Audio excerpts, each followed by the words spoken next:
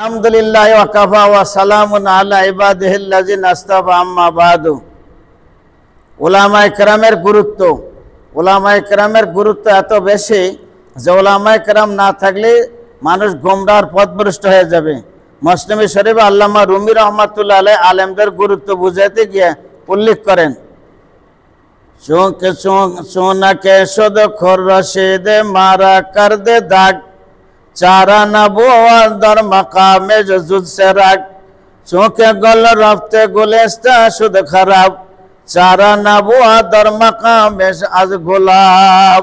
नबुवतेर पूर्वे Mohammad RB सल्लल्लाहु अलैहि साल्लाम 10ম হিজরি রবিউল আউয়ালে দুনিয়া থেকে বিদায় নিলেন। সূর্য যখন না থাকে রাতের অন্ধকারে দূর করার জন্য চেরাগের ব্যবস্থা করতে হয়।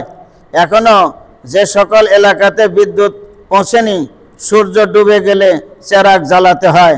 তিনি উদাহরণ দিয়ে বুঝাচ্ছেন, আমার আপনার প্রাণের চাইতে কোটি কোটি গুণে প্রিয় আল্লাহ পাকের হাবিব মুহাম্মদুর রাসূলুল্লাহ সাল্লাল্লাহু আলাইহি সাল্লাম যখন দুনিয়া থেকে বিদায় নিলেন, এই সূর্য যখন ডুবে গেল, সূর্য ডুবে গেল যেমন চেরাগ জ্বালানো ছাড়া অন্ধকার দূর করা যায় না, তদ্রূপ নবী না থাকা অবস্থায় নবীগণের ওয়ারিস উলামায়ে কেরামের অনুসরণ ছাড়া গোমরাহির অন্ধকার থেকে আমরা বাঁচতে পারবো না।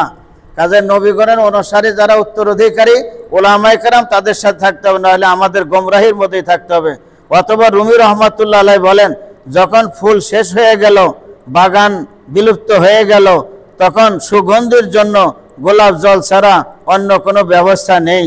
উলামায়ে কেরামগণ হলেন নবীগণের ওয়ারিস, আমরা মরণ পর্যন্ত তাদের অনুসরণ করব ইনশাআল্লাহ। তাহলে আল্লাহ তাআলা আমাদেরকে হেদায়েতের উপরে কায়েম দায়েম রাখবেন। এ পর্যন্ত যা বলা হলো এর ভুল ত্রুটি আল্লাহ তাআলা ক্ষমা করুন এবং এর উপর আমাদের সকলকে আমল করার তৌফিক দান করুন। আল্লাহুম্মা আমিন।